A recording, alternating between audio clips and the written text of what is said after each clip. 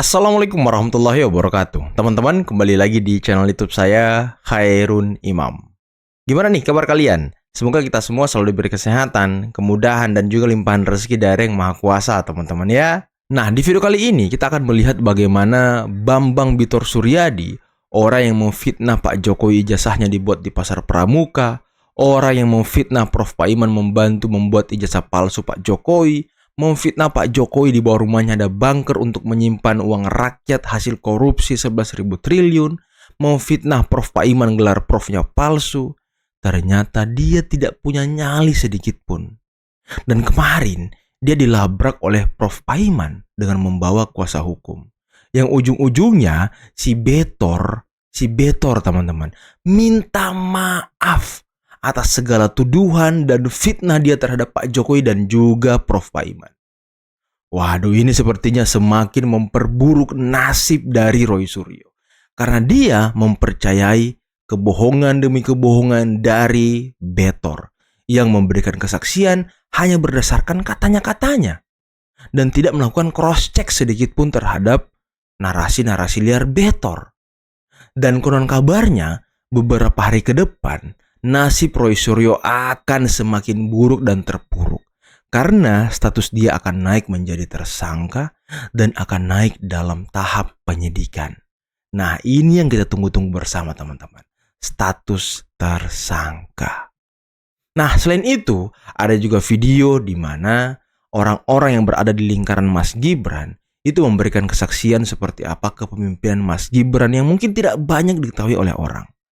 Dan ada juga video di mana analisis dari Bang Sulvan Lindan terkait dengan kasus ijazah Pak Jokowi. Apa sih motifnya? Apa sih tujuan akhirnya? Nah, biar masyarakat paham dan mengerti siapa target mereka sesungguhnya. Dan tentu saja bukan main-main. Ternyata ini proyek besar dan jangka panjang, teman-teman. Oke, sebelum kita mulai videonya, jangan lupa like, subscribe, dan share. Dan tanpa perlu berlama-lama lagi, mari kita mulai videonya berikut ini. Bambang Suryadi Bitor meminta maaf atas tuduhan gelar dan guru besar Paiman Raharjo palsu ternyata asli. Ya, Prof. Abang klarifikasi. Siap. Ya. Siap. Karena kadang saya memang sekolah beneran. Siap. Oh, ya, S1, S2, Tadi S3. kita sudah diskusi. Siap-siap aja si Saya Bitor sudah ya kan? minta maaf. Ya. Saya kan belum melakukan apapun terhadap kampus Ya. Mustopo. Ya. Saya banyak kawan. Kalau mereka merasa nggak benar, kan pasti mereka sudah melawan duluan. Iya. Nah, jadi kan nggak ada. Ya. Jadi saya pikir antara kita melalui Selesai ya? Selesai ya? Ya, karena ini pengacara saya. Ini abang saya. Iya.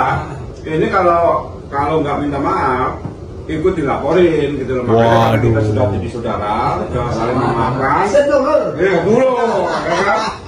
Nanti akan clear ya, Bapak itu saya itu nggak benar ya, karena saya mau sekolah beneran. Iya, iya. Ya. Aku juga beneran, nasibku belum. Iya, Kau ini nanti, udah. makanya kalau nanti kita baik-baik, mungkin berkahan akan datang. Amin. Gitu kan? Amin. Nah, gitu. Iya. Ya Pak ya, jadi Sip. Abang, ya kita clear ya, nggak Iya. saya tolong dibantu di-clearkan supaya fitnah ini berakhir. Ya Oh, teman-teman iya. lah. Ya. Waduh, Bitor gitu Ya, doang rupanya ya. intinya, Abang menarik tuduhan bahwa saya Saya mm, menarik. Ya. Tapi kalau ada orang lain, aktivis Urusan lain dia. yang menuduh situ, Ya. saya nggak bisa lawan. iya, yang penting saya urusannya dengan Abang. Ya. Kalau Abang udah clear Ya. bahwa tuduhan yang Abang tuduhkan ke saya itu Ya. tidak benar. Itu aja. Bukan tidak benar, belum benar. Kan Loh, masih, kan berarti masih dilacak ini benar Iya. apa tidak. Berarti- Tadi kan tanggal 9. bukan terkait dengan saya. Gitu loh. Berarti Abang permintaan maafnya nggak tulus dong. Tulus dong. Bukan. Tulus, minta maafnya tulus. Bukan aja. Ada dua Benar. pihak yang dirugikan Iya. Pak Jokowi, satu Prof. Nggak, itu Paiman. terkait dengan saya aja. Karena Iya. saya kan mengawali kali dari bawah sekarang. Makan dia. Makan dia.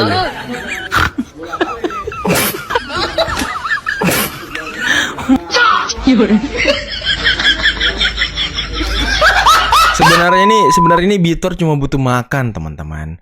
Mungkin dia selama ini teriak-teriak ya kan, memfitnah sana sini. Mungkin cuma butuh exposure, butuh diperhatikan karena mungkin ya nggak punya apa-apa gitu. Mungkin ya butuh makan lah mungkin ya. Tapi kan dia kemarin salah satu petinggi di BP Taskin yang sudah dipecat juga ya kan, atas kegaduhan yang dia buat mungkin. Fitnah-fitnah yang dia buat. Ini kan orang ini nggak jelas, teman-teman. Nah, ujung-ujungnya dia minta maaf ya kan? Minta maaf loh. Aduh, Bitor, saya pikir petarung dia. Rupanya dibawain kuasa hukum, ciut nyalinya. Lapar dia. Saya bisa bersaksi karena saya sempat menemani perjalanan kampanye Mas Gibran karena kita sama-sama. Saya menganggap beliau ini adalah seorang tokoh muda yang toleran, yang sangat menghargai keberagaman Indonesia bahkan dari segi beragamanya. Salah satunya adalah ketika kami membuat acara Natal tanggal 23 Desember barusan di Manado. Itu kebetulan saya khotbah dan Mas Gibran yang membuka untuk acara itu. Dan besoknya pagi-paginya yang buat saya kaget adalah kita sedang ngopi bareng bersama dengan masyarakat, ada influencer. Di tengah-tengah kita berdiskusi dengan masyarakat sekitar dan para influencer, tiba-tiba Mas Gibran minta, ya sebelum kita pulang tolong nanti Pak Pendeta bisa tutup dalam doa. Itu sebuah apa ya? Sebuah kehormatan buat saya dan saya emes banget. Ya, ini calon wakil presiden meminta saya untuk berdoa buat beliau. Jadi kita melihat bahwa beliau ini tokoh muda yang sangat toleran dan beliau sudah kerjakan itu untuk Solo. Buktinya adalah ada gereja yang sempat mau ditutup, beliau langsung turun tangan.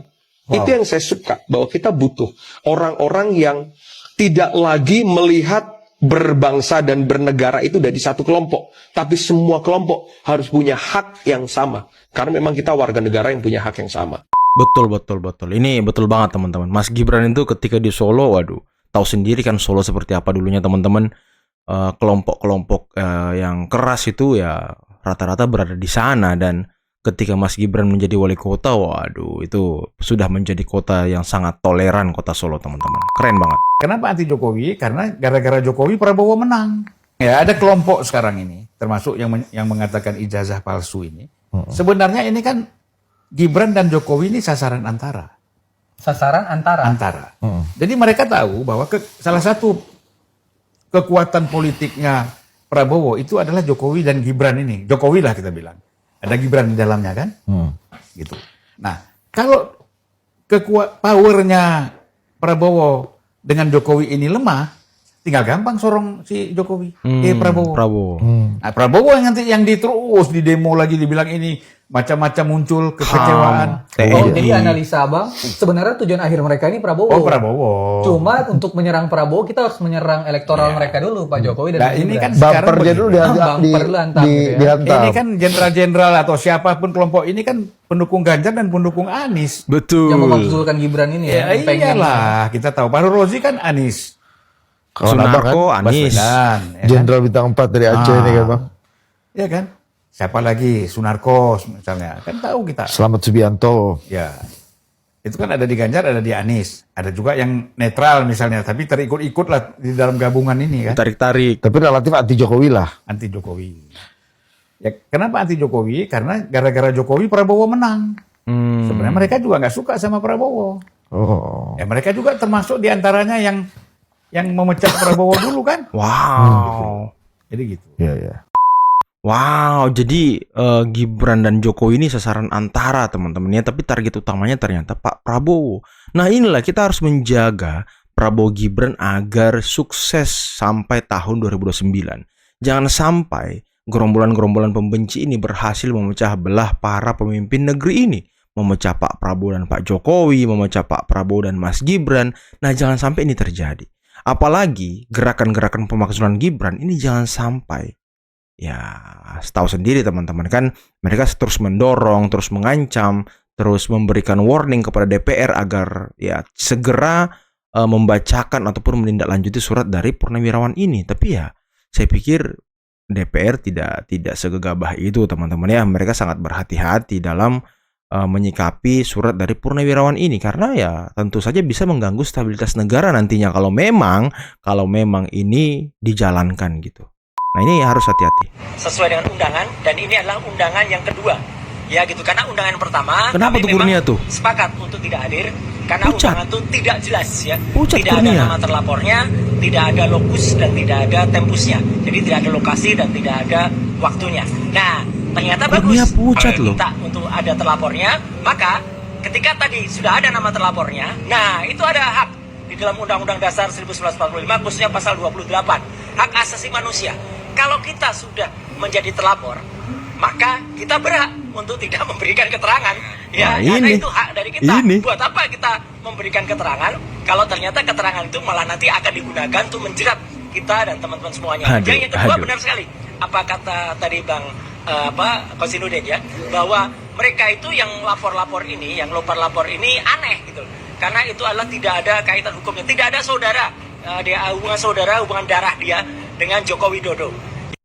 Nah ini orang yang nggak ngerti hukum tapi seolah-olah ngerti hukum. Inilah yang dibilang oleh penasihat Kapolri. Ya mereka nggak ngerti hukum tapi sok tahu gitu. Makanya mereka terus ya menari-nari di atas kebodohannya dan lain sebagainya. Ya karena seperti itu teman-teman. Apalagi si Kojinuddin ya kan beberapa kali sudah berhadapan dengan Pak Arianto Sutadi dan sudah beberapa kali juga terkena skakmat dari Pak Arianto ya kan. Pengacara yang cuma bisa teriak-teriak, ngamuk-ngamuk, membantah-membantah, nunjuk-nunjuk. Ah, itulah kualitasnya. Membuat kliennya semakin terancam. Yang harusnya dia bisa memberikan bukti tambahan, memberikan keterangan tambahan, diklarifikasinya, malah nggak mau jawab ya kan. Nanti bakal memberatkan. Nanti kalau masuk tahap penyidikan, kalau kata Pak Arianto itu semua sudah straight to the point, nggak ada lagi mencela-mencela ya teman-teman. Dan sebentar lagi naik penyidikan. Nah, ini yang kita tunggu. Ijazah itu asli, sudah jelas kok dari institusi UGM menyatakan asli, dari institusi Baris Krim Polri menyatakan asli. Nah, ini hanya supaya mereka dapat dukungan dari rakyat, jadi rakyat terus ya dikasih racun informasi yang tidak benar. Betul. Saya kira itu, walaupun saya difitnah dan sebagainya, saya pasrahkan sama Allah. Suatu saat saya akan memperoleh keadilan dari Tuhan Yang Maha Esa, Allah SWT. Bagaimana harapan Prof dengan kasus ini? Ya, harapan saya yang pertama, masyarakat cerdas di dalam menerima informasi atau isu yang diberikan oleh sekelompok atau pihak-pihak tertentu. Karena isu ijazah Jokowi ini bisa ya lama-lama bisa meresahkan masyarakat dan juga bisa mempengaruhi yaitu persatuan dan kesatuan bangsa. Oleh karena itu, masyarakat Nah ini penting banget teman-teman ya, jangan sampai pembelahan di masyarakat itu terjadi lagi seperti di tahun 2019 kemarin saat Pilpres.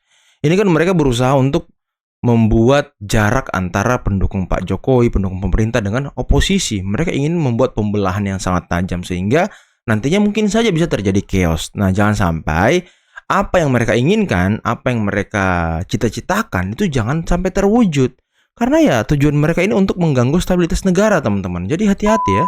Akan diatur-atur oleh Pak Jokowi ya, yang dia di Desa Keton. Ini kan ada seorang reporter juga yang investigasi langsung, yang ini real nih ya, bukan pihak A pihak B. Ya Mas Dipo itu kan dari Kompas. Ya kan? Itu dibongkar semua itu. Ya, ada tuh juga fotonya si gondrong itu namanya Dodo kan begitu. Kan selama ini kan dikatakan Desa Ketoyan itu berdiri setelah tahun 2000. Itu omongan dari mana lagi? Itu ada Mas Topik itu sama Rismon di YouTube-nya Rismon itu kan. Itu kan dibantahkan langsung sama sekretaris desa. Dijelaskan ada buku besarnya tahun 54. Sebelum tahun 54 itu sudah ada dan sudah ada cariknya juga di situ. Ya kan? Itu sendiri udah terbantahkan oleh siapa? Oleh Rismon sendiri dan dikonfirmasi langsung oleh investigasi dari wartawan Kompas di situ. Ya saya belum selesai. Jangan dijawab-jawab dulu. Aja. Itu kan kenyataan yang ada, ya kan? Coba mengenai apa? KR, Kedaulatan Rakyat. Ya kan? Waktu kita di TV yang itu berdua nih sama Mas Arianto, coba Dokter Tipa bilang apa? Saya ini adalah sudah menginvestigasi, sudah membedah macam-macam. Lah iki dokter klinik atau dokter klinik residence, ya atau dokter umum. Kok hebat sekali, rasa seperti penyidik gitu loh. Puasa dan puasa, wah kenceng banget loh. Puasa, nggak ada puasa. Dikonfirm lagi sama Mas Roy kan, puasa itu nggak ada bicara puasa. Saya hitung 18 Juli nggak salah. Itu puasa. Dicek, dikonfrontasi lagi. Cek lapangan langsung oleh Rismon. Di perpustakaan itu KR kan ada. Apa namanya apa namanya, kita lihat secara digitalnya kan, ada keluar tuh digitalnya. Tulisannya itu si Rismon itu lagi live juga di situ. Saya ikutin. Puasa tulisannya. Kemudian nggak ada Jokowinya tuh. Sentana TV itu kan dibilang nggak ada Jokowinya itu kan. Dicek lagi nomor 14 Joko Widodo. Artinya apa? Semua terbantahkan argumen-argumen yang mereka lakukan itu. Sepertinya kan mau framing itu mereka seperti itu. Ya, sehingga jadi bahan, padahal ini adalah menggali kuburan mereka sendiri. Betul. Gitu. Santai aja Mas Roy ya. Ini kan juga TPU kan berbeda dengan Mas Roy. Mas Roy itu kan adanya itu adalah di Polda Metro Jaya. Yang ini kan TPUA. Coba aja tadi kita lihat itu Egy Sujana ya. Ya dia kan dibilang nggak ada itu Rismon, nggak ada itu Roy Suryo itu TPUA. Ya, dan dia sendiri saya mundur sebagai TPUA kan. Ya kan, bagaimana hoax? YouTube dia ngomong kok. Kelihatan dia ngomong. Siapa Rismon? Itu dipotong-potong. Siapa Roy Suryo, ya kan? Dan dia sudah tentukan juga saya akan mundur diganti sama siapa. Itu ada Al-Kartini dan sebagainya. Itu sudah jelas Mas Roy. Ya kan?